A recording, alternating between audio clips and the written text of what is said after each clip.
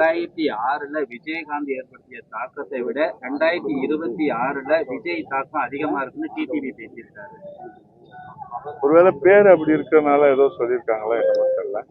தெளிவா சொல்றேன், இந்த ஆக்கம், இயக்கம், தாக்கம், இந்த மாதிரி ஏதாவது எதிர்முனையே நிறைய சொல்லலாம். அண்ணா திராவிட முன்னேற்ற கழகம், புரட்சி தமிழர் ஐயா எடப்பாடியார் ஏற்படுத்துகிற அந்த தாக்கம் தான் இன்றைக்கு அனைத்து ஆளுகிற கட்சி மற்றும் அனைத்து கட்சிகளும் இன்றைக்கு ஒரு அதிர்ச்சியிலே உறைந்து போயிருப்பது நமக்கு தெரிகிறது. ஒரு சாமானியர், ஒரு தொண்டர் எந்த விதமான ஒரு கவர்ச்சி எதுவும் இல்லாமல் முக மலர்ச்சியோடு இதுவரை எனக்கு தெரிந்து 80 லட்சம் மக்களை இதுவரை சந்தித்திருக்கிறார். நேரில் பல ஊர்களுக்கு நாங்கள் அங்க மக்களோடு மக்களாக நின்று பார்க்கிறோம் அவர்கள் என்ன பேசுகிறார்கள் என்று. ஒரு சாமானியர் தன்னுடைய உழைப்பால் இந்த அளவுக்கு விண்ணளவு உயர்ந்து மக்களை பாதுகாப்பதற்கு அவர் முன் வந்து அர்ப்பணித்திருப்பது நான் மட்டுமல்ல, சரவணன் மட்டுமல்ல, பாலு மட்டுமல்ல, நீங்களுமே அதை வரவேற்க வேண்டும். இது மிகப்பெரிய அளவில் ஒரு சாதனை. இப்ப நேத்து விமான நிலையத்துல அன்பு சகோதரர் தனுஷ் அவர்கள் ஒரு திறப்பு விழாக்கு போயிருக்கிறாங்க.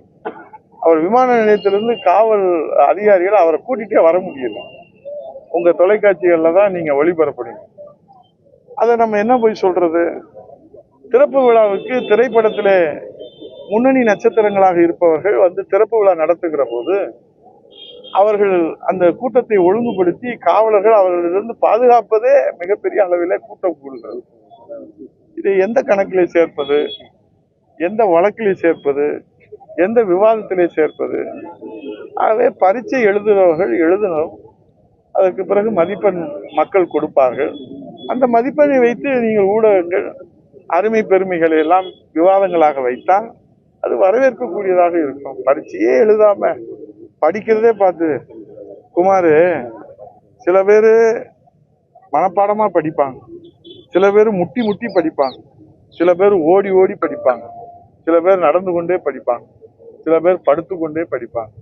ஆனா பரீட்சையில கிடைக்கிற மதிப்பெண் வைத்து தான் அவங்க எப்படி படித்தாலும் மதிப்பெண்ணை வைத்து, மக்கள் கொடுக்கிற மதிப்பெண்ணை வைத்து தான் அவர்களுடைய எதிர்காலம். மதிப்பெண் வரட்டும், எதிர்காலத்தை குறித்து விவாதிப்போம். செய்திகளை உடனுக்குடன் தெரிந்து கொள்ள கீழ்கண்ட கேபிள் மற்றும் டிடிஹெச் நெட்வொர்க்குகளில் எம்நாடு செய்தி தொலைக்காட்சியை காணுங்கள். பாதகம் செய்பவரை கண்டால் நாம் பயம் கொள்ளலாகாது பாப்பா.